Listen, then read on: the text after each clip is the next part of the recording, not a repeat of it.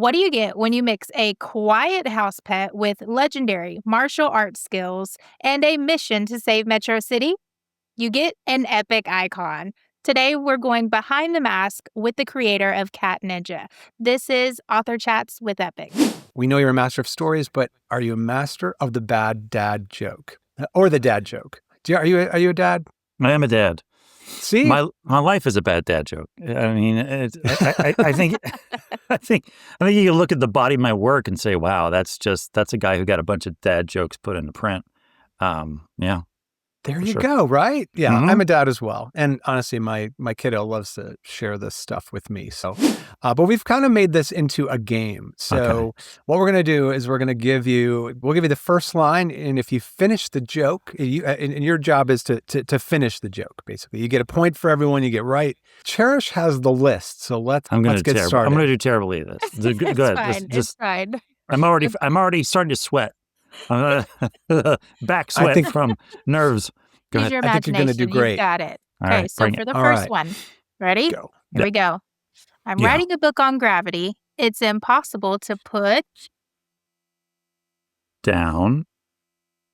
Ding! There we go. Do we do one of these? Yes. I started a book club for clocks. We only read when we have the time.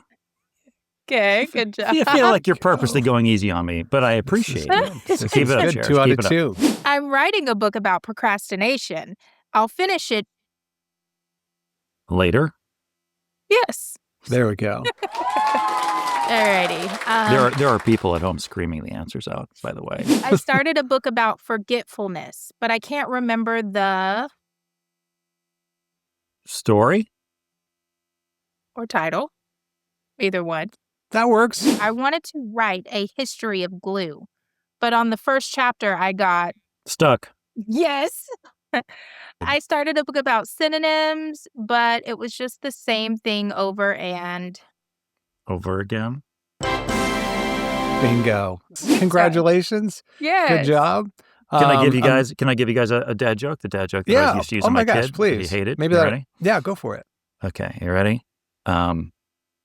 Say knock knock. Knock knock. Who's there?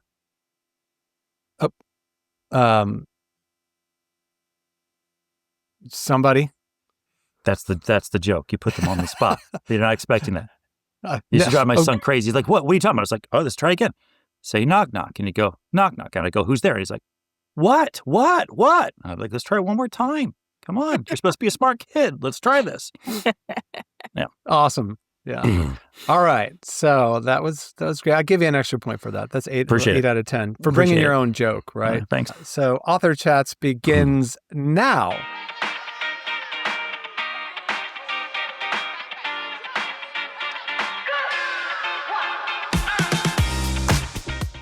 I'm Daniel Rizak. And I'm Cherish Mims, and you're listening to Author Chats with Epic. This week, we're sitting down with the man who made martial arts a global phenomenon. You know him as the author of the legendary Cat Ninja series, the one and only Matt Cody. Bad dad jokes. That was wonderful. Thank you, Matt, for playing. You owe me. But yeah. But anyway, welcome to Author Chats, Matt Cody. So Matt, where do we find you in the world right now? I am in New York City. I'm in right in the thick of it. Nice. I'm in Chicago. Cherish, where are you? Texas. Awesome. Now, Cat Ninja is a fixture in the top reads list. We just went to a conference and we had Cat Ninja stuff laid out, and people absolutely love Cat Ninja. So we're going to focus a lot on Cat Ninja today, if that's okay. Of course. Just, the love for people wanting to, have, we had physical copies of Cat Ninja too. So they were very excited to have physical Got some versions. up there on the shelf. Mm-hmm. Yeah. And we have little toys now. Mm-hmm. But I was curious, how does it feel to have millions of kids out there reading your words, right now and enjoying your work? How does that feel to you? It's amazing. I mean, it's amazing. I think that it's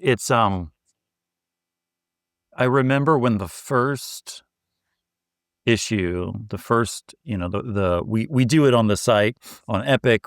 We release it sort of like in chapters, or we call them issues, like you would like get a comic book in a comic book store, right? And then they get collected in these lovely print editions by Andrews McMeel, our print partners. But I remember when the first one came out on the site, drawn by fantastic artist Yehudi Mercado, who drew the first 5 of them. And he basically co-created the character with me in terms of he came up with the whole visual language and the character design and the whole world. And I'm happy to say that he's actually, I think I'll be working together with him again soon on a secret Cat Ninja project, which is no longer so secret because I just said that. But yeah, we've got a spoiler. We've got spoiler. But I remember when it first came out, and like in the first week, there were like 500,000 reads or something like that. Like I'm probably getting the number wrong, but it was huge, and I was blown away. And I thought, oh well, this isn't gonna last, right? This is just like kids were, wanted just to check it out of curiosity. But it's one of those rare things where it's just grown.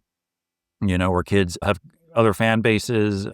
We've gone on. I've now worked a lot with Chad Thomas, who is the artist who came in after Yehudi, and he grew the world and grew so many characters. And it's just been amazing how many kids love this little cat in his pajamas, his little fighting pajamas. So it's great. Now I should note, doing a little research, you do have other books, right? You've got running through the list, you've got Powerless and Zatanna and the House of Secrets, Will and Scarlet, and just, numerous, obviously lots of Cat Ninja.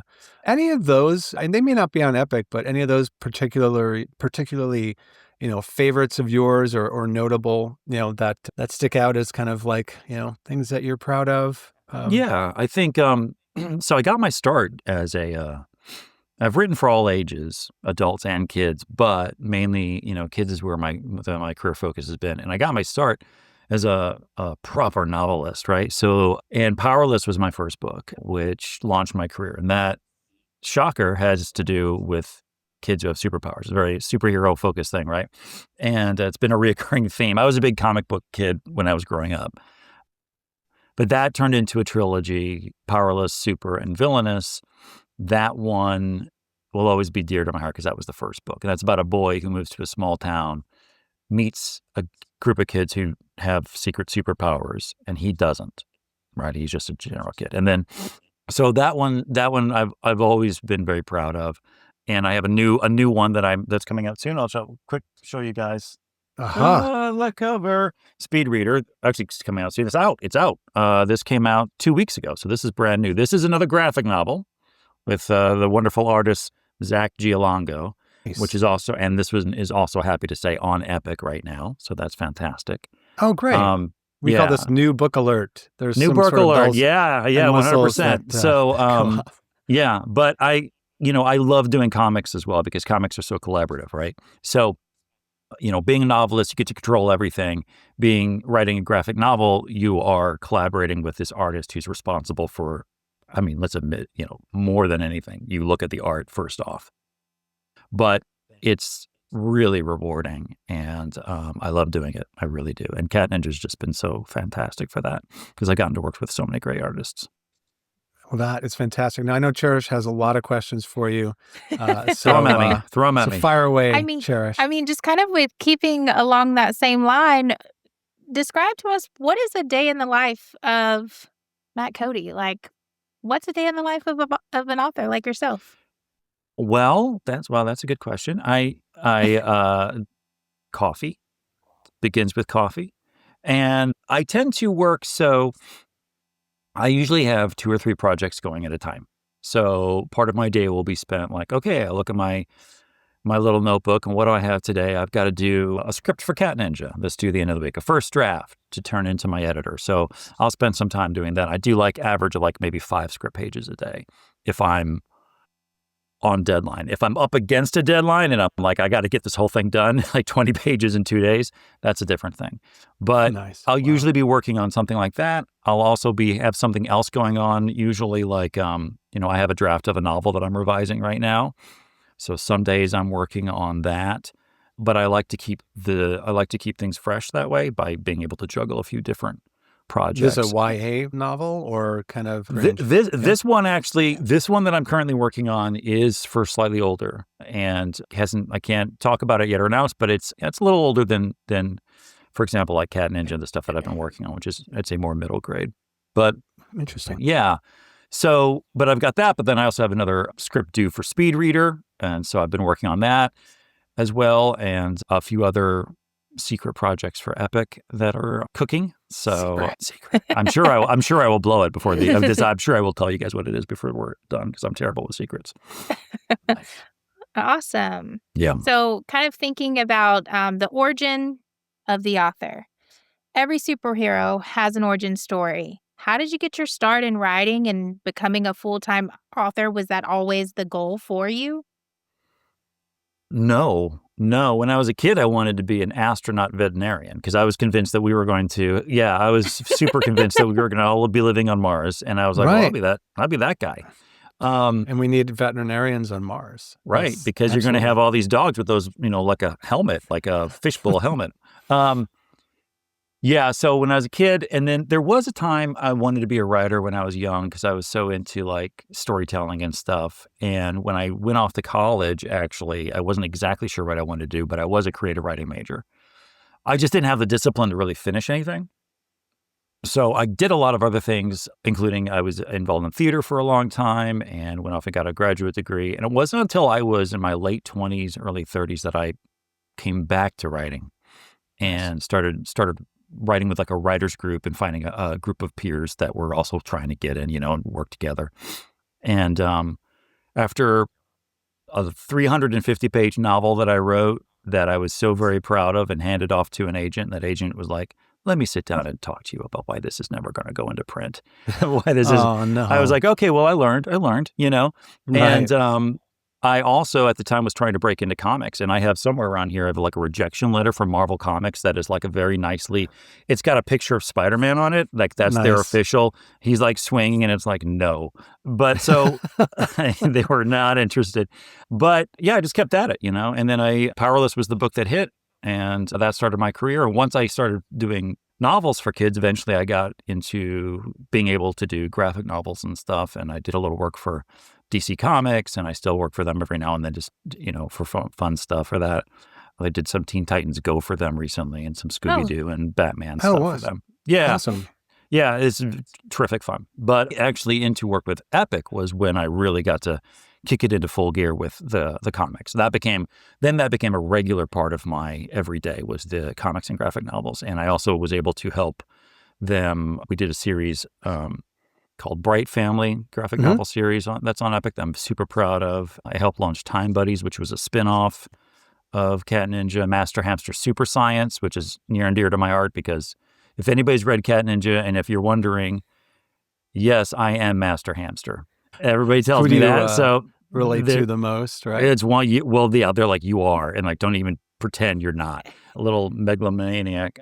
Nice. But yeah, so that was able to, working with Epic, I was able to really, really get into doing the graphic novels. And for a while that took the front seat, even of my prose novels kind of took a back seat for a while I was really good, but I was just having so much fun. That headline, That's awesome. I am Master Hamster, right there. I mean, it's really bad. Social. It's really That's hard. awesome. It's hard, especially because Cat Ninja, I very specifically made it so the Cat Ninja was silent. He has spoken a couple of times, so he's silent. I did that for actual reason. I did that because I wanted to make sure that with Cat Ninja, I was relying on the visuals, letting the artist have room to do stuff and not have a bunch of my wordy jokes. But then this show don't tell. Exactly. But then Master Hamster comes in and he's just like, let me tell you a story. And it's just, so I have to pull him back. And that's where everyone's like, yeah, that's totally you, man. Yeah, you bring back a little of, I was a film and theater student too. And I remember one time, I put together this script. I sent it out to everyone. And like, oh my gosh, I'm thinking back on that, like, I probably shouldn't. I mean, it was probably horrible, and people, I think I was trying to get down a location. Like I wanted people to like lend me their house for a week or something like that. And I sent everybody this script or whatever. And it was, I mean, Well, but anyway, you got to try it. Yeah, Right. first of everything though, right? Like first of everything is always not great, right? You got to get it out of your system. I have, when I go visit kids in schools and stuff, sometimes I'll show them some of my old rejection letters. And the nicest rejection letter I ever had was like, hey, this story shows a lot of promise. We can't publish it now, but we'd love to continue to follow your career. And I was like, that's fantastic. And then I show the kids, I zoom in, I put it up on the screen, and I show, but look what it says. And it says, Dear George. The nicest rejection letter I ever got was actually meant for some other dude named George, right? They sent me, nice. But I kept it. I kept it. Yeah. Oh, George. It was George. The intent. It was the intent. At least they, George probably got my letter somewhere, and it probably crushed him because it was probably not nearly as nice. So. Nice. Okay, well, I mean, that kind of leads me into my next question. Cat Ninja is loved all around the world by kids everywhere. He is our own epic superstar. So where did this idea come from? Did you have a pet cat? Did you love ninja movies? Where did this love come from? Honestly, it came from a bunch of us sitting around one day talking and realizing that kids love ninjas and they love cats. And it was kind of a dare, like, can we do, and my first reaction was like, yeah, that's not going to go anywhere. That's got no legs, right? Like, no way. And then I started thinking about it, and I went off and I just kept thinking about it. And I was like, actually, I think there's something here, right? Like, and I just sent in a pitch where I was like, here's what I think it would look like. Here's what I think the characters would be. The biggest, disagreement we had at the start was, should it be called Cat Ninja or Ninja Cat? Like that was what we spent most of our energy on.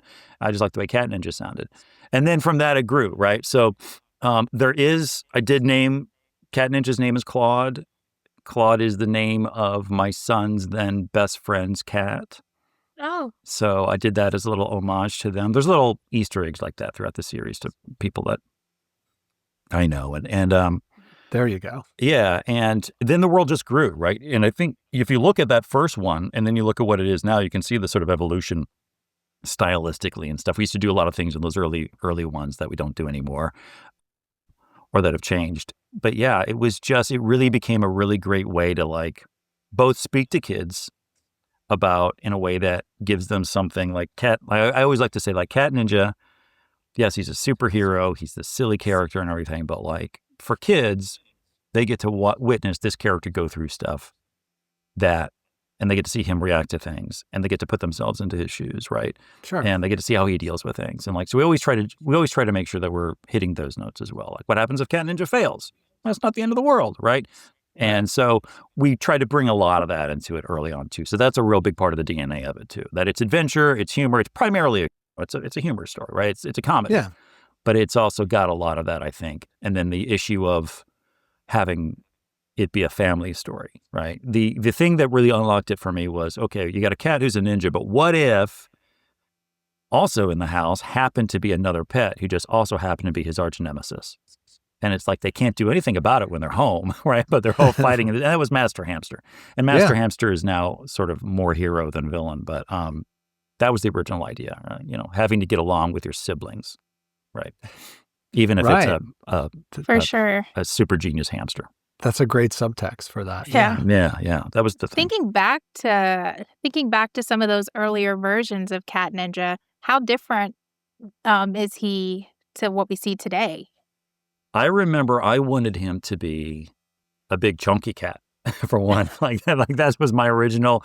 I was like I thought early it'd be cute. Garfield. Yeah, right? I thought it'd be very cute. And Yehudi, the artist at the time, sketched up so it taught us better. He was like, these are better. These are better. Nice. But that was part of the conception originally. Master Hamster changed a lot because he was going to be like pretty much the bad guy throughout. But like very quickly, it was like, wow, this. I think it was. Issue 2, it was like, yeah, he had given up. He was like sitting around eating hamster snacks and watching everything because he just seemed like much more of a great like sidekick foil to him. And so we started to come up with other villains, and I wanted to come up with some other threats that would last throughout the series more. So that was a change. But yeah, other than that, I think it's pretty much as it was conceived. Like it's a very simple idea that just can take you lots of places. We do lots of things with it. We do lots of like satire and homages of different kinds of adventure stories and sci-fi and mystery. And we can just continue to do that forever. I don't see any end in sight. For sure. You spoke to this a little bit earlier, but why do you think characters like Cat Ninja connect so strongly with kids today? I think it's a safe space for them to like, it's entertaining, right?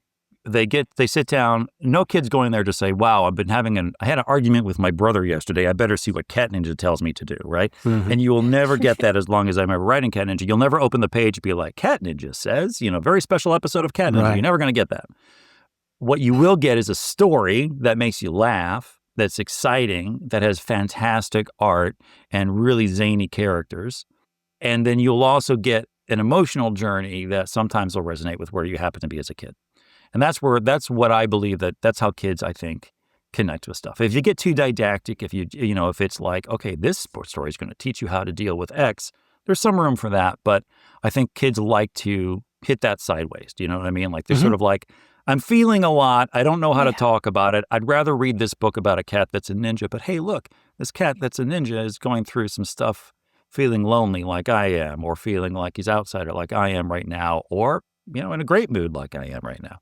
And so I think kids like to they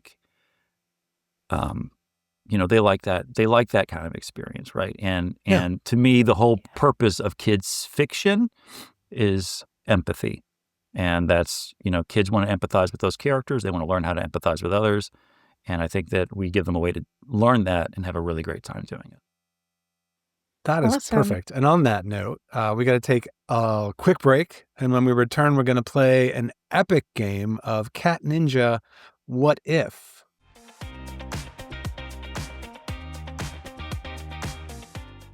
Okay, so we're playing a game called What If?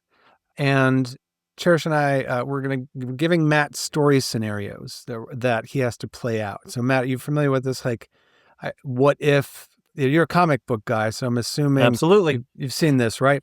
So the what if scenario. I mean, there's a Marvel cartoon, or that's like the what if. And immediately, my favorite what ifs are, and let's talk about just like the what if stuff outside of Cat Ninja. I'm a huge Star Trek fan. So the first thing that comes to mind is the mirror universe. What if Kirk was evil and Spock was evil? And so Star Trek does this. Maybe I'm dating myself, but hey, Star Trek's still going. You're speaking my language. Yeah. What if Kirk and Spock and everybody was evil? And that's kind of a what if scenario. There's also the holodeck where they would always like, what if they were in the 20s and Captain Picard was, in like 20s Hollywood, and I know there's like Marvel zombies. There's a lot of different versions of these. Any of these like come to mind that just outside of Cat Ninja that kind of like spark your interest or Yeah, I used to love those stories when I was a kid because my older brother had a huge comic book collection. That's how I got into comics. And I used to grab those, and it'd be things like, what if Peter Parker had been hit by a gamma bomb instead of being bitten by a radioactive spider? And so Peter Parker becomes the Hulk, right? And it was like, day one, Flash Thompson says, hey, nerd. And he turns around, turns into the Hulk and throws him through a window, right? Like, so it's like, and it was always these cautionary tales of like, it wouldn't have gone well. That kind of stuff. So I love that stuff. The Spider-Verse movies, I think, totally go all over 100%, that, right? 100%. Like a million different versions of Spider-Man. And so let's play a little Cat Ninja What If. So we'll put you on the spot here, but let's say, what if Cat Ninja has to team up with a dog from another universe? I don't want to say like another, like totally, let's say it's a different book series or one of those. Totally up to you. Have you ever managed who that might be and how that might play out? Well, I think that the financially responsible answer would be Dogman because he's so popular. I love Dogman too myself, actually. There's actually, I saw one kid sent me a letter once that was like Cat Ninja versus Dogman, and they'd gone through all of the who would win in a fight. Dogman unfortunately did. But I think I would like to see, I think it would be a fun team up would be Cat Ninja and Scooby-Doo. There you go. Yeah. because the whole detective angle, and I think Cat Ninja is really good when he's partnered with somebody who absolutely makes him exasperated, right? Is like Cat Ninja does really good eye rolls. That's sort of the primary, like if you want to be an artist for Cat Ninja, you have to be able to draw Cat Ninja rolling his eyes like, oh my gosh, like a lot, right? Because he's constantly, it's either Master Hamster or Adonis, who's actually a dog, a character in his universe. But I think that would be good. Watching him partner with Scooby-Doo and Shaggy would be fantastic. I like that too, Yeah, right? yeah. That would be They good. would have gotten away with it too if it weren't those meddling kids, right? Well, spoiler alert, yeah, there's an issue of Cat Ninja that I wrote recently that is a little bit of an homage to that whole thing. So yeah, Ooh. it's not an official crossover or anything, but there's a little bit of like, you can tell that I was a fan long back. So, okay, here's another one. What if Cat Ninja goes back in time? So what time period would that be? What scenarios do you see you could try to draw from? So there's a short story, a Cat Ninja short story written by, I think it was drawn by Chad, but it was written by Colleen Venable, who is a fantastic graphic novel writer herself, used to be a part of Epic. And it actually has a moment, it goes back in time and shows different versions of Cat Ninjas in the history, going back to like the Stone Age. There's a Cat Ninja like in furs, that kind of stuff. And it's really great. You can find it on the app. I highly recommend it. But if Cat Ninja himself were to time travel back and be in a time period,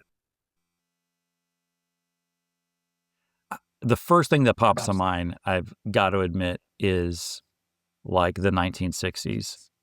I want to see Cat Ninja in tie-dye and like, throwing up peace signs constantly. I think that'd be absolutely adorable. Yeah, I think that'd be fun.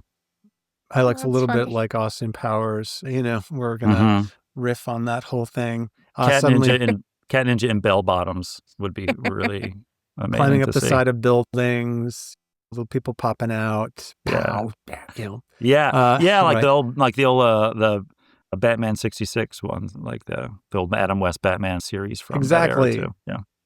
Yeah. Mhm. Cherish, you got one in there? Yeah. So here's my spin. If Cat Ninja had the ability to have one supernatural superpower, what would it be and why?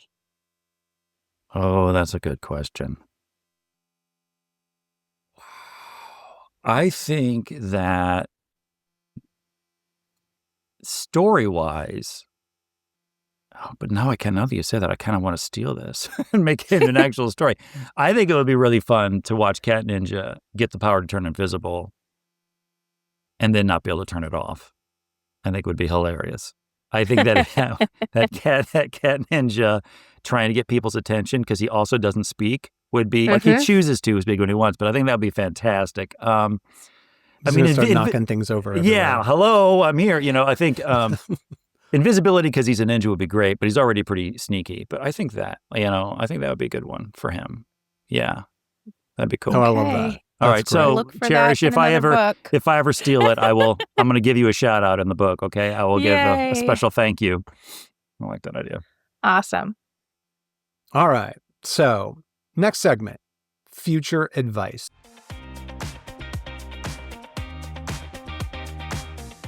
All right. So the fans are always asking for more. What do you want to see happen next in Metro City? Are there any new characters or secrets you can leak to us today? I know you said a few, but what can we expect? Okay, so I'm about to make everybody I work with very mad because I'm going to tell you everything. That's what we want. Yes. That's what we want. So Spoilers. we currently have 2 more books worth of Cat planned beyond the one that I'm working on right now. So quite a bit in the future. But what I am actually most excited about, which is something that I've been sort of informally quizzing kids when I've been in school visits and stuff about this idea, and it's always gotten a pretty good response. So I feel confident about it. But we are in the next season of Cat Ninja, when it starts appearing on the site, there will be one of the issues is called Dog Detective. It is a story that focuses on an existing character, Adonis, who is a robot dog, who is a member of the cast, and there's a mystery that he has to actually solve. And the detective bug bites him pretty hard. And so we're hoping to take that and actually expand that into its own series, which would be focused on Adonis, Dog Detective, some brand new characters, still crossing over guest stars of Cat Ninja and other characters back. Yeah. But it would lean a little more into the kind of weird and sometimes spooky side of the Cat Ninja stories, but still always tongue-in-cheek and funny. So I'm really excited about that. That's coming up. There's also, a story that I've really wanted to do for a long time is like, if the Cat Ninja universe had its own Justice League, what would that look like? And that's going to give us the opportunity to introduce a bunch of new characters that are ridiculous, right? Especially because in this world that we've created, there are no superheroes that are not animals. It's basically, if you're not an animal or a pet, too bad. So that'll be fun. So that's something that further down the pike you can expect to see. All right. Well, you heard it here first. Right. News. We are breaking news.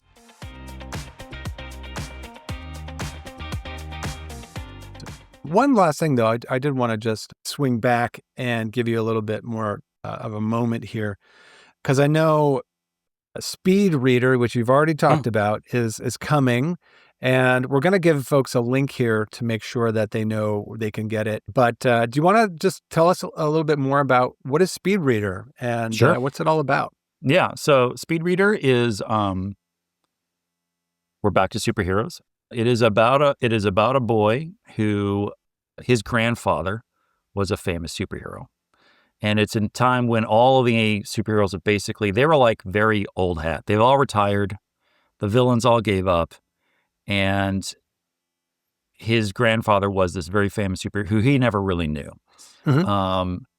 The boy's name is Xander, and Xander himself is one of those kids who, very much like me, was a slow reader.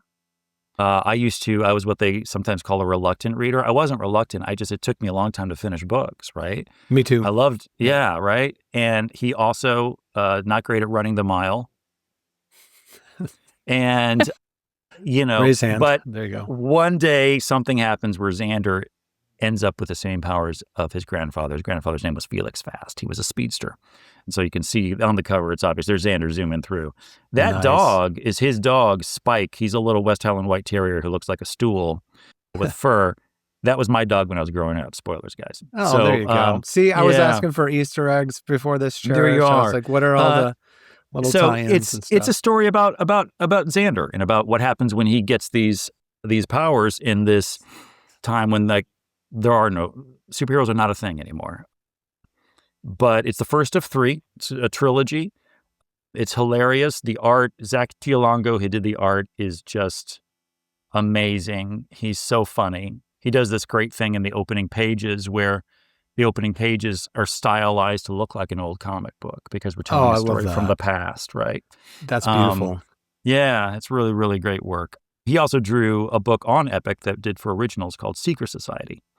And then I poached him away to do this. So it's all a nice shared community of artists. I love it. It really, I'm just such an artist fanboy. So anytime I get to work with any of them, it's fantastic. So that's Speedreader.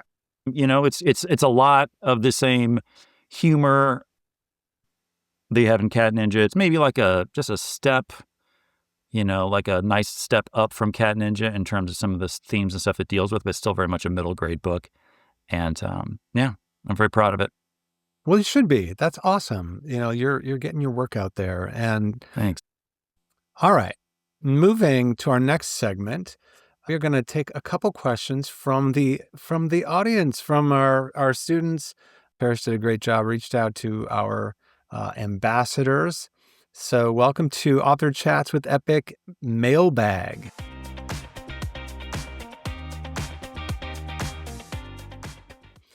All right, so let's start with Emmy from Kentucky, 2nd grade. If Cat Ninja had a favorite toy, would it be a yarn ball or a ninja star? I think I'm legally obligated to say yarn ball in case, Emmy, you ever have the choice between a ninja star or a yarn ball. Pick up the yarn ball, please. All right, ninja star's too sharp. Put that down. There's actually one of my favorite series on Epic is Kitten Ninja, which is our reimagining of Cat Ninja and there is the Kitten Ninja versus the Ball of Yarn is one of my favorite stories. It's an entire plot there. So I think there you go. Yarn Ball, even adult Cat Ninja, even though he's got his ninja stars and he uses them to fight crime, I think when no one's around, he probably pulls out his Yarn Ball because it's his comfort animal. Yarn Ball wins. Yeah. So here's a question from Ms. Holcomb Hessling's fourth graders from Colorado. How many more books are you going to make? All of them forever. In terms of Cat Ninja, they probably talking specifically Cat Ninja. Like I said, I think there are at least, we're planning on 3 more at this time that I can see forward. So at least 3 more volumes of Cat Ninja. And then I'm always writing. I think I'll probably write until I'll die at my desk. That is someday. Like that's good. So, not soon, but yeah. Plenty more Cat Ninja and then plenty of more Matt Cody on the way. All right. Ms. Holcomb's Hessling's fourth graders, again from Colorado. Will you bring back Hoot? Well, good news. I just turned in a script a few weeks ago that stars Hoot. Hoot factors pretty strongly into the storyline of the next upcoming book. So yes, I love Hoot. Hoot is a hoot. Hoot is a little, we always call her like our little agent of chaos. When she enters the scene, anything can happen. So yes, well, Hoot is a coming. More Hoot. All right. We're doing this like a speed round. Do you revise and edit your writing? What does that process look like? This is fourth grade classroom from Texas. Fantastic. Great question. And I'm here to tell you the hard truth, kids. Edit, edit, edit, rewrite, rewrite, rewrite. It's actually, and I mean this, that's where the story actually comes together. So my first novel, Powerless, the version that came out in the stores, if I were to go find the file on my computer, it's version 5. I wrote 5 drafts of that book to get it in shape to get out to the stores. So I rewrite all the time. I revise all the time. First drafts, things always change. If with comics, I'll even change things once the art starts coming in.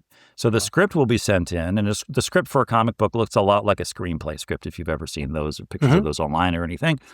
And once the art starts coming in and I start seeing how the artist has interpreted things, I will change the dialogue and I will actually change moments because I'll have new ideas or I'll think it fits better this way or, they had an idea that. So I'm constantly rewriting it and revising it. I'm a big believer in it. Yeah. All right. Well, we do have one final question, and I skipped this before, but I think this is a good one to end on, and that is creative advice.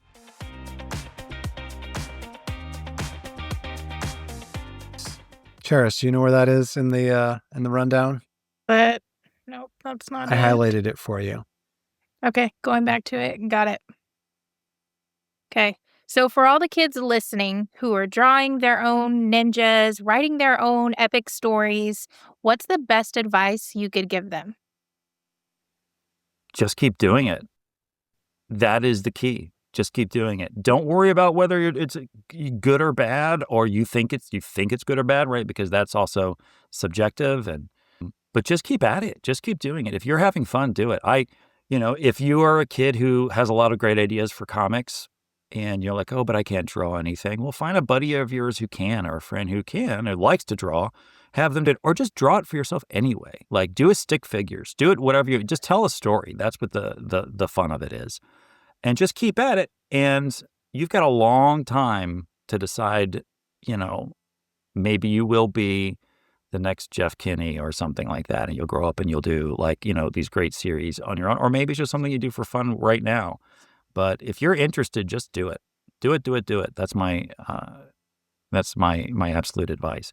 It's advice I have to remind myself to even today, right? Keep trying to get better, keep working at it. And keep moving forward. That's perfect. Never give up. I just wanted to make sure we point to where everyone can get your books and on Epic, which if you go to go.getepic.com/Matt Cody, you're going to see everything there. Plus, Speedreader is there in that collection as well. So definitely go there right now and check out Matt's new book and all of the Cat Ninjas and everything that's there. But definitely want to thank you so much, Matt Cody, for joining us on our first ever author chats with Epic. Honored. It was a pleasure, and I'm real excited to read Speedreader and everything else that you've got coming up. Yeah. This was so much fun. I really appreciate it. Thanks for inviting me on.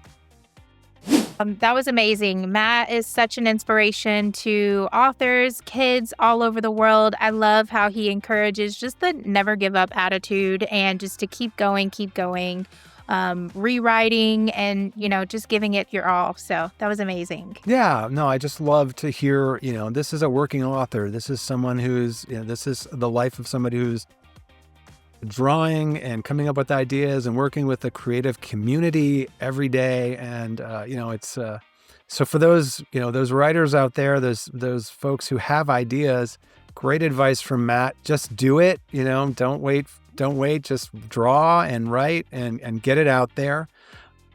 And of course, remember, you guys can find every Cat Ninja adventure and Matt's own favorite epic collections right in the app. Again, at that link, go.getepic.com/Matt Cody. But all right. Thanks for joining us on our very first episode, and we'll see you guys next time. This has been Author Chats with Epic.